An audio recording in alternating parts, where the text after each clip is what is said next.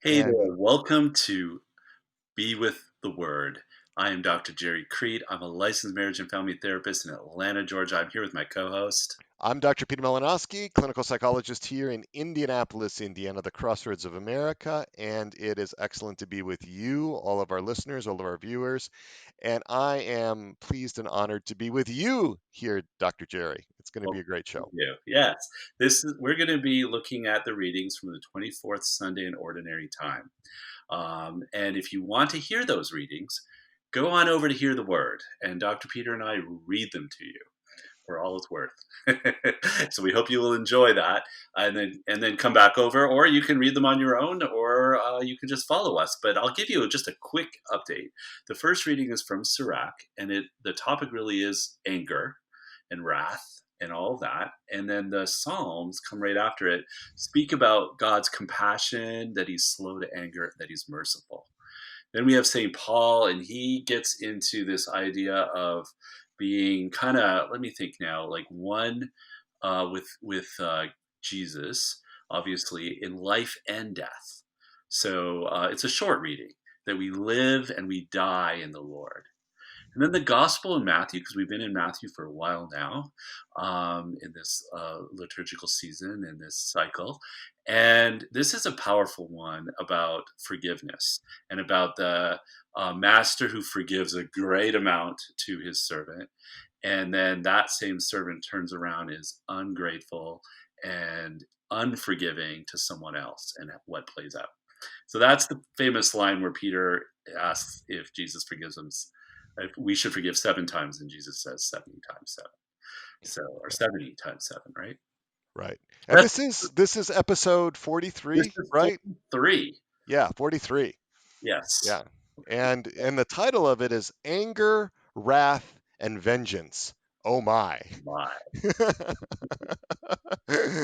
So, yes, we're going to be leading you there. So, I'm really curious. Like, we've got this set of readings, really excellent readings. And we discussed this a little bit before, Dr. Jerry, but just tell me like what grabbed you emotionally like Yeah. when you read these. You know, maybe not theologically, maybe not spiritually, but what like hooked you in emotionally? Well, honestly, I was moved by Sirach, and always excited because it's a deuterocanonical book. So Protestants aren't usually familiar with it. And wow, it was powerful. And Hmm. the words in it about cherishing anger in this Hmm. kind of thing really spoke to me. And then that resonated back in with this powerful story of this king who is forgiving out of compassion, Right. right? And then the guy has the gall to be unforgiving and full of anger towards someone else. And Hmm. so I don't know, Hmm. that really spoke to me, is wow, we have to be compassionate and merciful and forgiving if we expect God to be that way with us. I had a very similar reaction. Like I was astonished when I read this passage in Sirach at just the imagery in it. You know, the idea of the sinner hugging wrath and anger tightly, just hugging them, right? And then it sounded almost like something that Jesus would say in the gospel. Just the admonitions here about not nourishing anger. And I use that word a lot, nourishing anger, to distinguish it from experiencing anger as an emotion, nourishing anger. And there it is, right there in Sirach, this idea of nourishing anger against another. And then how can you expect healing from the Lord if you're doing that? So it just was very visceral. It like got my body pulled in, Mm, when I was reading Sirach. So, that's nice. And I mean, I felt that way too. I'm curious too, just to lay it out for our listeners, because you're going to give us, and I'm going to help, what to do with anger, how to really look at anger, how to see right. anger, and what to do with it. Right. Right. So I really love to go see anger is one of those things that so many of my clients are just really struggle with, right? Because on the one hand, anger is one of the seven deadly sins, right? Like, Right. and there's a lot of admonitions in the scripture about anger, right? And on the other hand, Jesus is angry at certain points in the gospel, right? For example, in Mark chapter 3 verse 5, you know, this is where he's angry at the Pharisees. He says, and he looked around at them with anger, grieved at their hardness of heart, and said to the man, "Stretch out your hand." He stretched it out, and his hand was restored. Right? The Pharisees in that point were like upset with Jesus about healing on the Sabbath. Right? Yeah. They were really caught up with that, and Jesus was angry at them. And at different points, he was angry at the money changers in the temple. He was angry at the scribes and the Pharisees. He was angry at his own apostles. You know, so there's these moments where Jesus is angry, and so how do we reconcile the anger as one of the seven deadly sins, and then our Lord, who was perfect, not never sinned, right? In fact, was, you know, our example, right? Being angry. Right, right.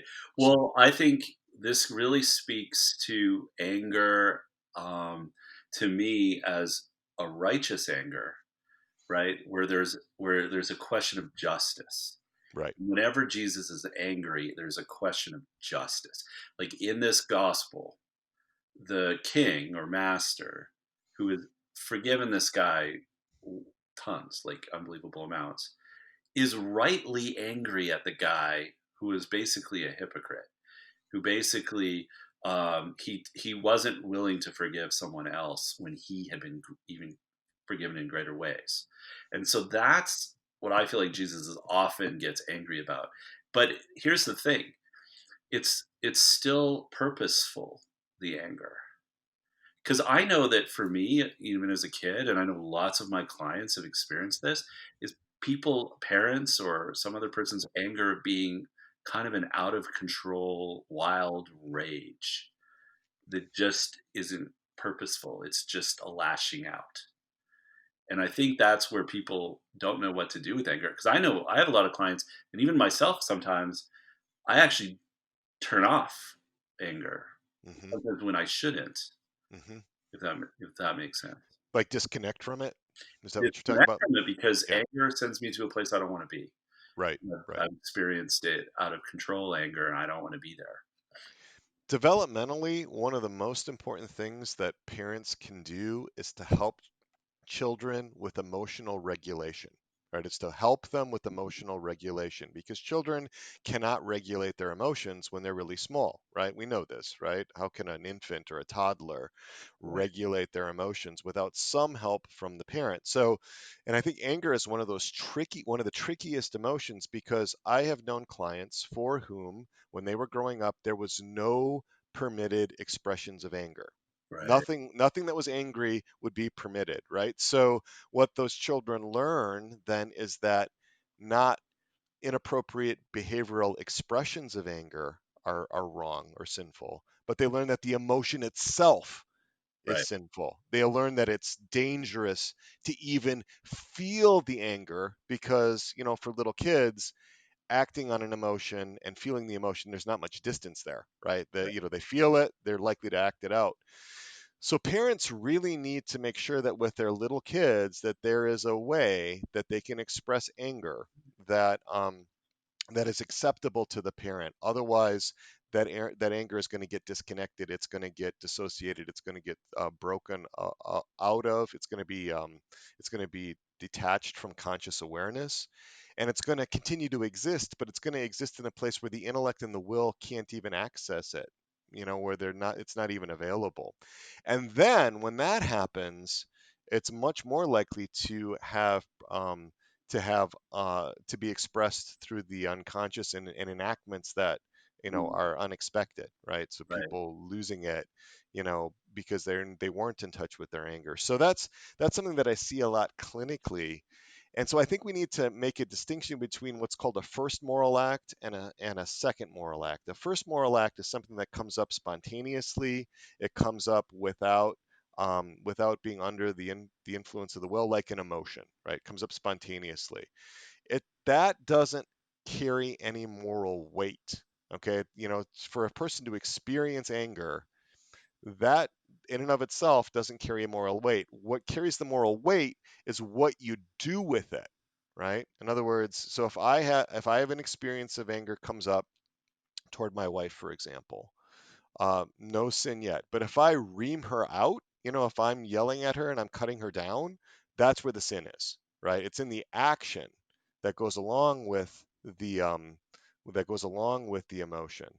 So there's a distinction here, and English is a really tricky language because it doesn't have a wide range of words to express uh, internal emotional experience. For example, the Inuit people have 22 words to describe love, and we have one in English, right? So it's similar in English with this whole concept of anger,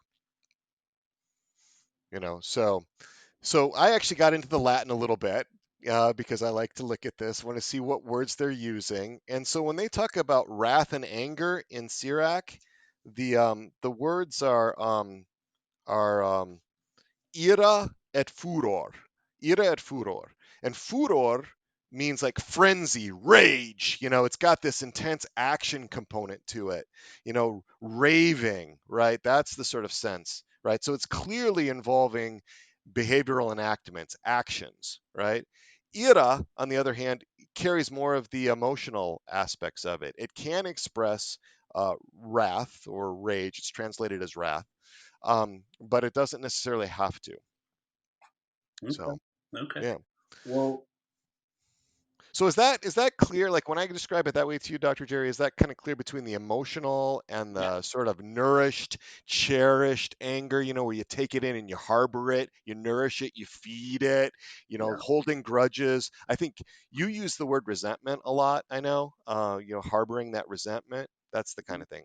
That's the kind of Yeah, distinction I there. think absolutely. I think I like what you were saying there before. I think that it can express itself in, like, if it gets buried and it gets kind of buried into this subconscious, then it expresses itself in unexpected ways. Right. I feel like that's also where it can express itself in, like, what's commonly called passive aggressive ways too, Mm-hmm. Mm-hmm. where the person may not even fully be aware that they are behaving passive aggressively because they have no natural healthy ways to channel their own anger, and they don't have positive ways to communicate their feelings, and so it goes underground, but people still feel it.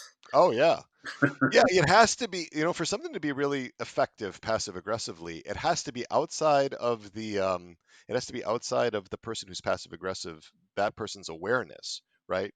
And it has to still register with the person that they're angry with. Otherwise it doesn't work, right? Right, So right. you got to have both, right? You've got to have it being unconscious.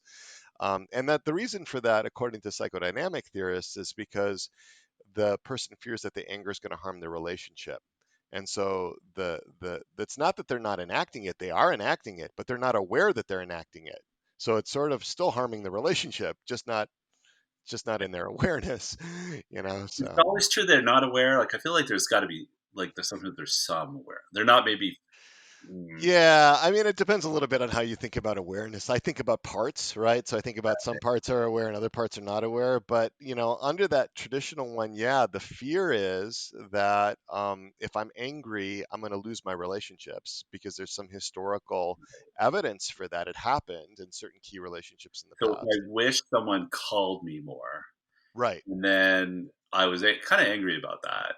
And right, then, but I couldn't just come right out. I feel like I can't come out and say it, or I might right, lose the relationship. So then I find ways, other ways to make the point, without being direct, right.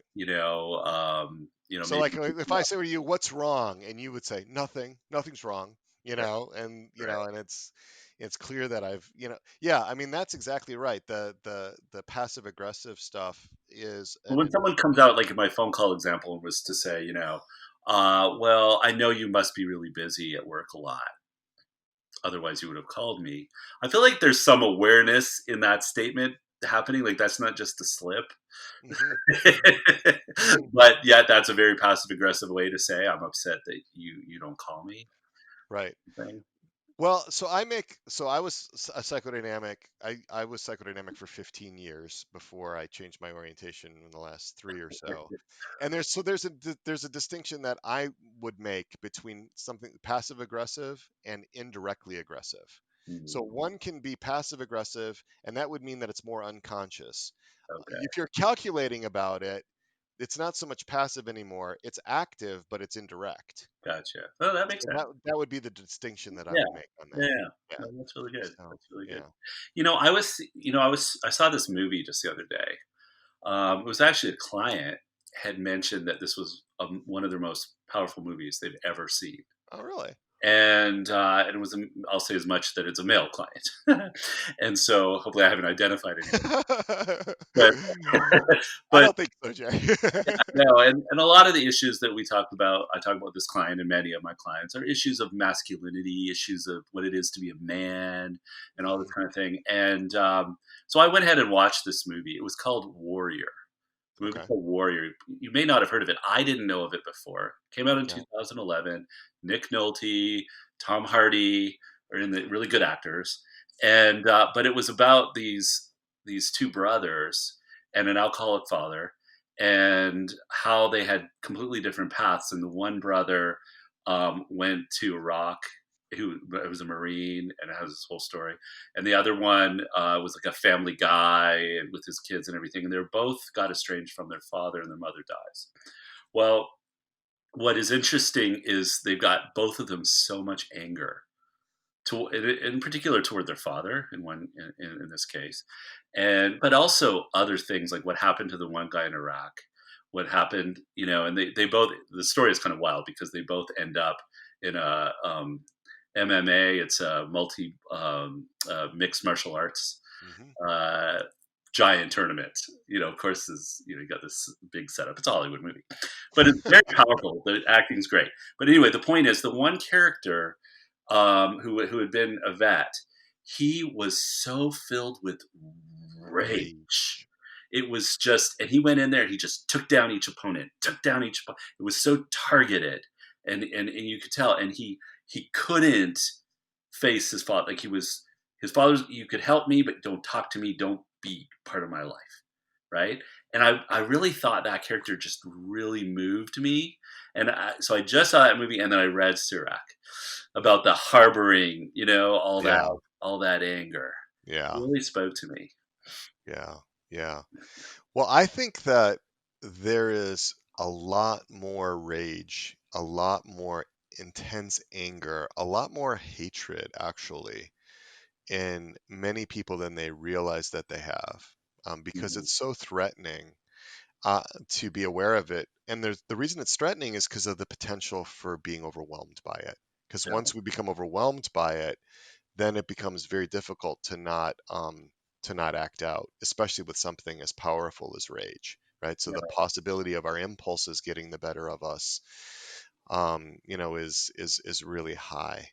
yeah, And so I think as a way to cope, that intensity is it's dissociated, or it's disconnected within us, and so then we start to lose that integration of, our past, present, future, and then our emotions, our impulses, our attitudes, our beliefs, our thoughts, and that integration is one of those hallmarks of mental health, right? yeah. So if we have that kind of intensity and that lack of resolution around anger, which is common for many, many people, Right. it really harms us, Yeah, right? So I think some people don't want to burn with anger. They're reading the scripture, they're serious Catholics, and so they actually they want to suppress their anger. So suppression is different from repression, because repression happens automatically. Suppression is voluntary. I'm not going to think about it. I'm going to stuff it out of my mind, right? It doesn't exist anymore, because the idea is if I can't see it anymore, if I can't feel it anymore, it's not there. right, right, Yeah, right. yeah, We have two problems, right? Well, probably more than two, but two biggies. One would be letting it rip, like just having it become right, rage. Basically, right, the Incredible Hulk, right? right, Once exactly, Bruce Banner becomes the Hulk, he's out of control. right, He's right, just what he is. And then this other example of suppression, or some form of burying, not dealing with the anger, right, in which right. case it comes out in some other way. Right. And you might see an example of something like that in the movie Falling Down, right? Where the main character just, starts to experience a lot of rage coming out, that had been previously suppressed. Right. So what we want to do is to be able to titrate that and work through the heal the wounds, right? Because a healed wound doesn't generate anger anymore. Unhealed wounds, unaddressed injustices or perceived injustices do. Right. They do. Right. They do, especially that justice aspect of it. So, and that's sometimes the most difficult aspect to work through with individuals that have experienced physical abuse, sexual abuse in childhood, especially with family members or trusted people in their lives, and they've Right. experienced that betrayal. The anger can be actually, and the sense of betrayal can be actually more intense in some ways than the effects of the abuse itself, the Right. emotional reactions. So how do So, we deal with this? Like, so if you have intense feelings of anger and you have yeah, either a tendency to lash out or you have a tendency to bury, right. right? Either one is not a healthy response. So what do we do? Well, I want to answer that, but can I throw out a couple of other problematic ways of dealing with it? Oh Because yeah, yeah, there's sure. a couple more. One is to go to spiritual bypassing, right? And Right. spiritual bypassing is where I've done that. yeah, where you say, "Oh, I forgive. Whatever happened, I forgive." Right? And Right. it's sort of this almost like a what's the word I'm looking for? Sort of very casual, very naive way of just saying everything's fine. I just forgive. Forgiveness is an act of the will. I just forget whatever happened. I don't need to deal with it. Actually, I just offer it all up to Jesus. Yeah. Um, Yeah. and not realizing the impact that it really has. It's sort of like papering over it. I've definitely done that. I had to work through the fact that I had done that and Yeah. have not dealt with my actual anger. Yeah. Oh, the temptation is huge again because we don't want to lose control, It took right? a We don't. decade for me to get Yeah, there. well, it doesn't surprise me, Jerry. I mean, because some of this stuff is like so powerful and it's not even in words, right? I mean, if you experienced like these kind of wounds before the age of 2, they're going to be encoded in ways that are not verbal. They're pre-verbal, right? So they're going to be stored in the body, they're going to be stored in memory in ways that make it hard to actually access with our cognitive abilities because we need to think in symbolic terms, right, involving language and words. So a lot of it is having to like be able to put these things into words in order to be able to understand them and forgive them. Now we don't have to understand everything to forgive, but we don't want to spiritually bypass. We don't want to just be sort of Pollyannish about it, Yeah. What's another one? And so the other one, I'm trying to think of what the other one was. What was the other one that I had? Um, Really, it goes back to the other two, right? It would be just denying it, which goes back to what you were saying before. Suppressant So and then yeah, yeah. it's just stuffing it away.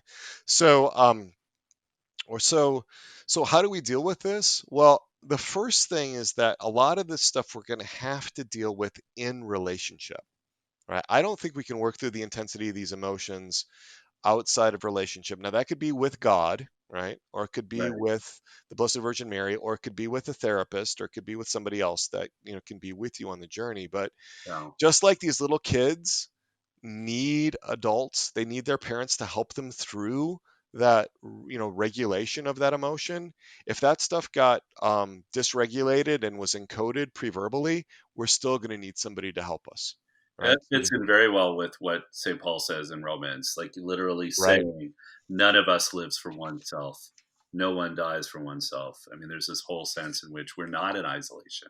That We've is, not been isolated from our past, from what's happening now, and for what's going to happen in the future. All those things are connected, yeah, right? yeah. I had not made that connection. That's beautiful, Jerry. That's really helpful, right? And St. Paul emphasizes how we're all in one body, right? So we don't want, just the one part of the body that I am to try to heal itself, right? We can rely on the rest of the body, right? The rest of the church, right? And, with Christ as our head.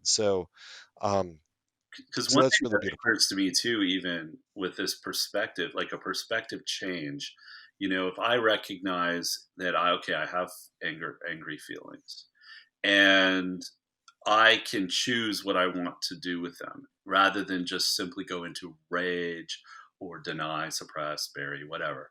And so I have to make a choice to do something.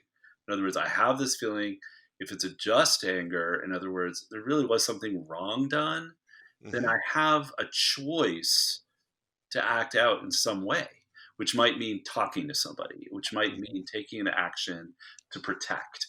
But it leads to something positive. Yeah. So anger doesn't have to be always doesn't have to lead to bad things like a fist through a wall or something, Right. right? Right. Or the loss of a relationship. Right. Right, right. Right. So it's to open it up that anger is a normal emotion, and like you were saying, what we do with it can be sinful or even positive, Positive, right? meritorious. Yeah. Yeah. And what's interesting, like if it's true that the future, even the past true and the future, we're all connected. We're not isolated from the future. Then we have a choice to act out of anger in a way that's going to harm others and have an effect on other people and even into the future. Or we have a choice to use it for something good and make an actual difference. Right. Right. Right. Which is Right. what's so cool in this gospel, right? Because the king guy chooses to do a good out of compassion. He has a right to be angry at this guy. Oh yeah, we need to talk about this, the magnitude. I know you prep some Right. on this. Right. The magnitude of this guy's level of forgiveness and the he has such a right to be angry. This king, yeah, this king. So I mean, in the New American Bible translation, it translates the amount that this guy owed as a huge amount. But I'm always curious, like how much? How much did this guy really owe the king, right? And it's 10,000 talents of silver. All right, so 10,000 talents. Well, that doesn't tell us a lot. How much is that really? Um, well, a talent is about 72 pounds. Weights and measures varied a little bit back in these days, but about 72 pounds. So we're talking about Of silver, seven right? of silver, right? So we're talking about 720,000 pounds of silver, or 360 tons. 360 tons of silver. That's how much this guy owed the king. And if you actually translate it into troy ounces, that's a little over 10 million ounces, 10,500,000 ounces. And at 28 bucks an ounce, which is what silver is trading at, I guess right now, that's about 294 million dollars. 294 million dollars is what this guy owed, and it would take almost 6,000 donkeys to carry it to the king. And if he didn't have the 6,000 donkeys, but he happened to have about 1,500 camels, you could carry it on the 1,500 camels too. That's how much it would take for him to pay his debt. So when Jesus says he owes the guy 10,000 talents, to the listeners, he might as well have made up a number like a gabillion, a gajillion. Right, a gajillion, but because Yeah, these are abominable amounts of money. And then the amount that the second servant owed the first servant, right. that was 100 denarii, and that totals out to about 14.5 troy ounces, which again in this day and age is $406. So you got $406 versus 294 million bucks. That's the order of magnitude here, that about the forgiveness, right? So when so it shows the forgiveness, right? The king was willing to forgive that debt, which was like a huge amount of like all the silver that even existed at the time, right? So Mhm. Yeah. So really, Jesus is making a point right, that no matter how much someone in our life has hurt us, right, even something pretty bad, it is 294 million dollars nothing bad, compared yeah, to God's kind of what we owe God. what we owe God, yeah, He, what we owe God is that close to $1 billion. right, And if we can't forgive $400, man, something's wrong, right, right? right, And yet, but when we're in it, you know, when we're in it, all we see is the $400. You owe right, me $400. You better give it to me, buddy, kind right, of thing. We right, want a flesh for a flesh. We want our pound of flesh, right. and we're going to do whatever to get it sometimes. And that's that anger. To me, that's what Sirach is talking about cherishing wrath. Right, Right. right? Right. This guy obviously remembered the debt, and it really bothered the other servants, right? I mean, the two servants said the exact same thing. The first servant said to the king, be patient with me and I will pay you back in full. The second servant said to the first servant, be patient with me and I will pay you back, right? Right, They actually use the same words, but the first servant didn't right. recognize the So the anger that the servant had toward his fellow servant when he right, was choking, the guy was choking him. right, It was anger. So right, is that wrathful anger? But right. the anger that the master has is because it was an injustice done, and he has a right to say, oh, you know, I don't know. When we were reading it, I actually smiled because of the torturers. I don't know. I have a dark sense of humor. I actually thought it was a little bit like send you to the torture. I was just picturing like the torturers, like this group of people that you send people to. But maybe kings obviously had torturers, I guess. But it just seemed like send him to the torturers was fitting, given the magnitude of the injustice done here. Right, because Like, there was an assault, right? I mean, that's what the first servant did to the second servant. He assaulted him, and was committing crimes against his physical being, but right? it was more than the assault. It was the fact that he didn't forgive when he was Right, forgiven. That's the main right, point. It's like, right, wow, you were right, forgiven almost $1 billion, and you can't bring yourself to have pity on this other guy. So that's what's at stake for us. Like we've all been forgiven even more than $1 billion, right, and yet right. are we that faithless servant who's extorting from others? That's I feel like that's the call of the gospel. Well, and it connects back to the Psalm, right? To Psalm 103 Oh when it yeah, says, yeah. "For as the heavens are high above the earth, so surpassing is his kindness toward those who fear him." Right? So the first servant feared the king. He went to him, made his plea, right? And the kindness was surpassing $204 million worth of kindness. We're talking 360 tons of silver worth of kindness. Boom, like debt forgiven immediately, no debate, just going to do it, right? And so we need but I don't think we sometimes understand like what we've been forgiven, right? That's what I think happened to this guy. I think maybe this guy didn't even know what he owed anymore. Like he didn't even have a sense of the magnitude. Like otherwise, I mean, it's hard to know. Like, and he's a parable character, I right? think So right. I think you it's know, just we have blinders on. I think it's right, all of us. Like we have blinders onto that. We know it, but we're not. We somehow put it out of our mind. We don't think about it.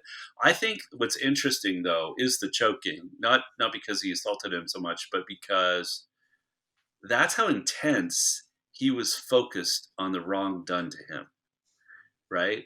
And I think there's a psychological element here because um, when you forgive someone, there is a truly from the heart. right, There's a right, liberation that happens for the soul, for the mind. You let go. It's like, yeah, it's no problem. Let it go. right, It's great for that person, but it's good for you right, to do. right, And this guy was caught up, right? And that's why he couldn't, if he didn't have full awareness of how much he had been forgiven. That's why, because he's so single focused. right, right. You know? Yeah, no, that's there are a number of people within the secular world that are emphasizing forgiveness. Hmm. That's a big thing right now, and it's not because of the theological implications of it. They don't even necessarily bring God in at all, but it's because of the release Hmm. that individuals feel when they are able to forgive. But it can't be one of those spiritual bypassing forgiveness. There has to be at least enough of a recognition, maybe not of every detail and not maybe tallying up every particular teeny tiny wrong or everything like that, but at least enough of a sense to know what is being forgiven, right? And Yeah. being able By to the hold way, that. I want to let our listeners know that we're working on a forgiveness course right now. I can't give any details. Only mention who we're working with. But it will be really good. It's really a whole course to delve into this topic of forgiveness and how to forgive and all the elements. Because, I mean, we're really focused on anger, in this particular issue, but you can't help but notice the topic of forgiveness coming up in the gospel. Right. But we have a lot more in store because it's just such a Right. central piece of our faith Such and our such experience. Right. And Yeah. that's something that we need a lot of help with, right? So that's why it's sort of getting laid out so clearly in the gospel and why it's laid out so clearly in Sirach, that about the need for forgiveness, because it doesn't necessarily come naturally. It's not that we're just necessarily going to have to be, to Mhm. be led to forgiveness. We're going to have to work at that, right? What's the Old Testament was an eye for an eye, right? It was to limit the retribution, limit the vengeance, right? That's where they were starting, Right. right? And then our Lord takes that to a whole nother thing. And that we didn't even Well, mention St. Peter, right? He says 70 times seven, he says you know, 7 times. 7 times. Here's okay. Here's something I did find out. Yes. According to rabbinical teachings, and it Yes. is inspired from the book of Amos. The rabbis taught that you forgive someone 3 times, and on the fourth Ah, time, that was it. Now, and that because that was how God was in Amos, and so you don't become more forgiving than God, basically. oh, But it was 3.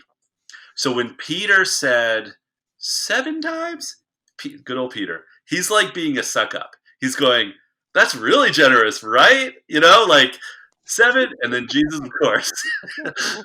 No, 70 times 7. So it's like it's ad infinitum. It's not a set. That's what 70 times 7 means. It means forever and ever. It's like there's no limit. And so it's interesting. Yeah, yeah. yeah. It I God makes remember it so happy. being I remember being in at St. Gabriel School in Neenah, Wisconsin, in I think it was the third grade, and we were studying this in religion, and we would also been doing like some math problems, and we were doing some multiplication of All two-digit right. numbers or three-digit numbers. So we actually did the math, and I remember sitting there thinking, okay, so on the 491st time, do we do we not Right. forgive? It Yeah. seems like it's gonna be hard to keep track of all of that, right? I was a pretty literal kid when it came to some of these Yeah. issues back then. But it means like an unlimited amount of time, Yeah. right? Yeah. Because And 7 in the numerology, right, means perfection. That's right, why 6, like right, 666 is imperfect, imperfect, right, imperfect. right, 777 is perfect, perfect, perfect. right, 70 times 7 just it right. means infinity, basically. And Well, and again, it's saying that our model now for forgiveness and for compassion is God Himself, and it's infinite, right? So we are to be, modeling. We're to be following our model. yeah, and I feel like the difference between somebody who forgives, who's like a doormat, Right. just somebody is different because a doormat isn't really choosing Mm-hmm. in some way, whereas a Mm-hmm. person it has to be a conscious choice. I think we probably should get to our, the takeaway, the action item here, Right. because I think that involves making a choice. But before you can make a choice, right, you have Right. to identify. Right. Yeah. Or to feel like you've got a gun to your head, then it's not really a charitable, compassionate thing. It's something more coerced, right? I'm forgiving because, you know, um, if I don't forgive, I'm afraid my husband will leave me, Right. or if I don't forgive, then I'm afraid my son will never talk to me again, or something like that, Right. right? So it's tied to worth. So if Right. I don't believe I'm worth anything, then I better Right. forgive or else I'm in trouble. But if Right. I believe if I know my worth and I choose Right. to forgive, then Right. I'm making a choice out of goodness, if you will. Um, Right. So there's kind of three things in this action item, this little exercise, and it's to help inform our examination of conscience, right, around anger. So the first thing is to really identify what we're angry about. Now, if you were to tell me, "Oh, I'm not angry about anything," then I get to be instantly suspicious, right? The people that aren't angry about about anything where it doesn't exist at all, right, in their conscious awareness. It's sort of like, Sherlock Holmes and the dog not barking, right? That was the key to solving the case, was that there was no dog barking and the dog should have barked. I right, always listen for what's not there.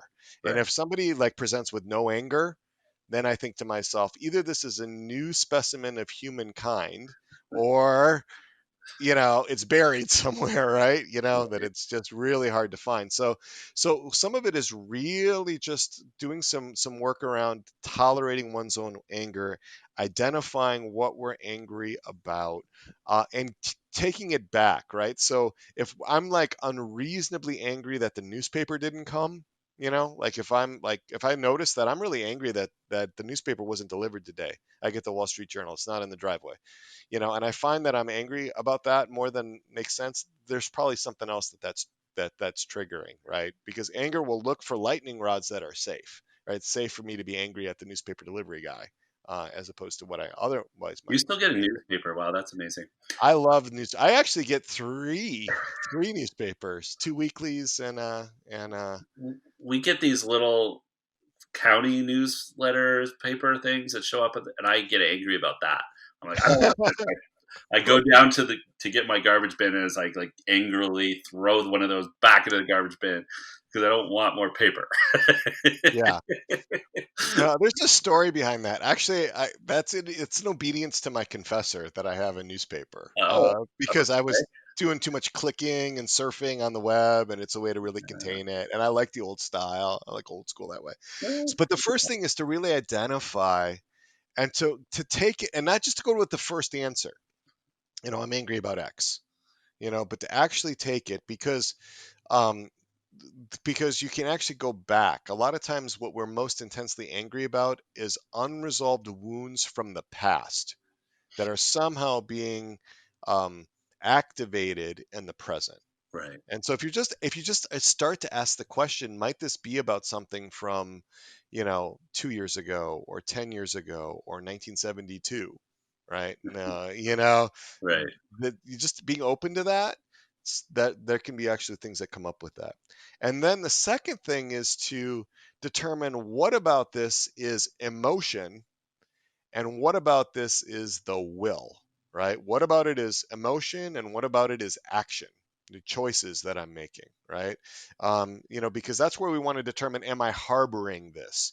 Am I nurturing this? Am I feeding it? Am I letting it dominate me? Right? This anger, right. because that's where the problem comes in, right? And then identifying, yeah, that's kind of going on. I'm allowing myself to make rude jokes about this person.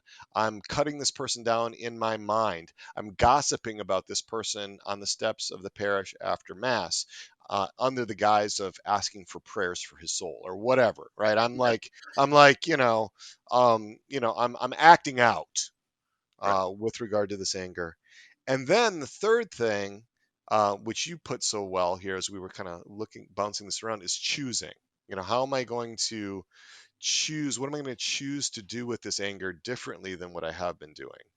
Yeah, And I'm going to emphasize that this have a relational component, right? That we don't just try to figure it out all by ourselves through thinking, but that we take it first to prayer, right? And that could be to our Lord, or it could be to our Lady, or guardian angel, or whoever we're connecting with, Saint Teresa of Lisieux, or whoever your patron saint is.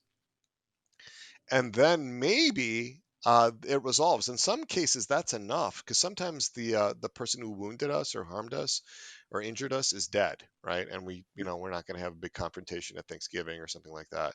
But there may be something that flows out of that we need to do, as far as being able to confess some of this stuff, or being able to work with it more constructively with a person who has um, uh, brought up stuff. Like you and I actually worked through a little issue before we filmed the show, right? mhm, About how we do these shows, right? And we were able to exchange some things. And it wasn't a lot of intensity, but we have to do that on a really regular basis, because there's plenty of ways in whole souls and hearts things that we bump up against each other.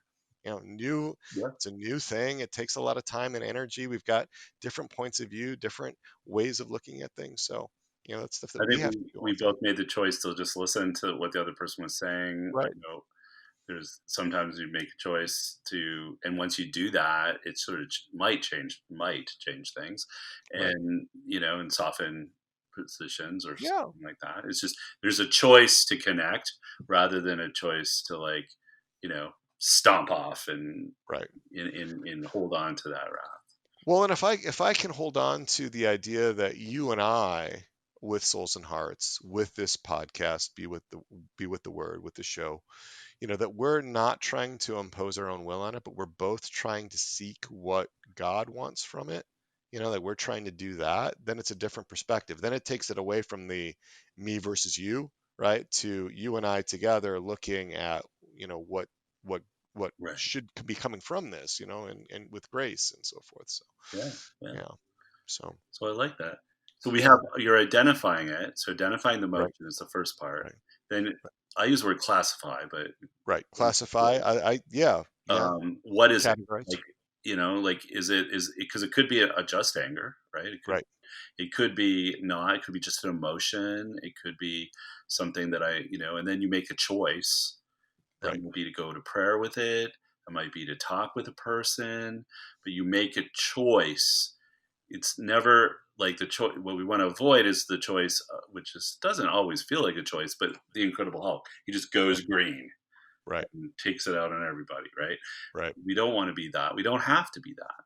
Right. We're not the Incredible Hulk. We can actually decide, whether we need to be stern or we need to take an action or we need to communicate and make it clear what we're angry about. Or sometimes we pray about it and decide, what, it's on me. Yep.